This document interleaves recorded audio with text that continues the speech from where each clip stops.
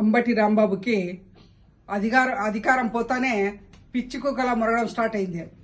నిన్నటి రోజు మన మాన్యశ్రీ ముఖ్యమంత్రి నారా చంద్రబాబు నాయుడు గురించి అవాకులు చవాకులు పెలుతున్నాడు.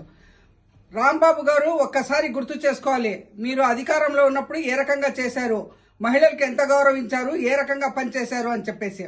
మహిళలకైతే ఎంత గౌరవం ఇచ్చి ఏ రకంగా మీరు మహిళలకు కించపరిచారు, ఏ రకంగా మాట్లాడారు, మీ అనుచర వర్గాన్ని ఏ రకంగా ఇది చేశారు అనేది ఒక్కసారి గుర్తు చేసుకోవాలి. అధికారం అందుకే మీకు ప్రజలందరూ చూసి మీరు ఏ రకమైన స్కామ్లు చేశారు, ఏ రకంగా గౌరవించారు మహిళలకి, యువతకైతే ఏ రకంగా చేశారు అని చెప్పేసి ప్రజలు గమనించి మీకు 11 సీట్లు ఇచ్చారు.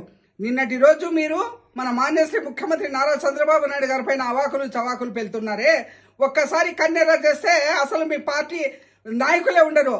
మీ పార్టీ నాయకుల మాదిరిగా రఫా అనడం లేదు. మాకు మన ముఖ్యమంత్రి గారు గౌరవంగా ఉండాలి, సభ్యత సంస్కారంతో మాట్లాడాలి అని నేర్పించారు. మీ మాదిరిగా మేము మాట్లాడాలంటే నిమిషానికి ఒక్కరికి మాట్లాడగలుగుతాము. మన యువగళం నారా లోకేష్ బాబు గారు ఒక్కసారి కన్నెర్ర చేస్తే మీ నాయకులు ఎక్కడుంటారో ఒక్కసారి గుర్తు చేసుకోండి.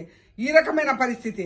అంబటి రాంబాబు, నీకు ఇప్పుడు కూడా చెప్తున్నాము, మా ముఖ్యమంత్రి నారా చంద్రబాబు నాయుడు గారి పేరు కానీ ఇంకొకసారి తీసుకున్నామంటే మహిళలు ఎక్కడ కనిపిస్తే అక్కడ నీకు ఏ రకంగా దేహశుద్ధి చేస్తారో మళ్ళీ చెప్పాల్సిన అవసరమే లేదని చెప్పేసి ఈ సందర్భంగా తెలియజేస్తున్నాను.